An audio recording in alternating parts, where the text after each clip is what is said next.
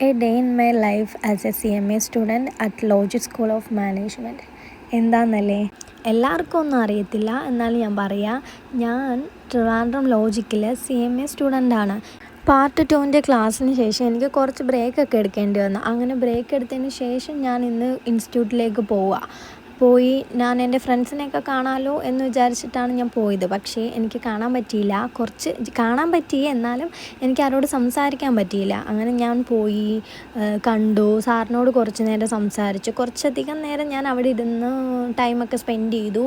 എന്നിട്ട് ഞാൻ നേരെ റൂമിലിരുന്നപ്പോൾ ഞാനിങ്ങനെ ആലോചിച്ച്, ഞാനും ഇപ്പോൾ അവരുടെ കൂടെ ഇരിക്കേണ്ടല്ലേ, ഞാൻ എന്തിനാണ് ബ്രേക്ക് എടുത്തതെന്ന്.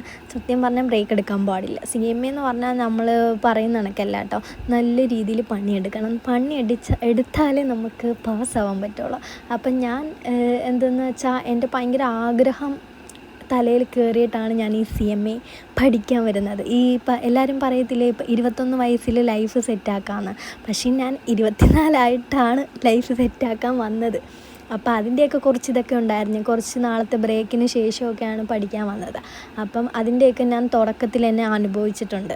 അല്ലെങ്കിലേ പാടാണെന്ന് എനിക്കറിയാം. അപ്പോൾ ബ്രേക്കൊക്കെ എടുത്ത് വന്നതിന് ശേഷം എനിക്ക് നല്ല പാടുണ്ടായിരുന്നു.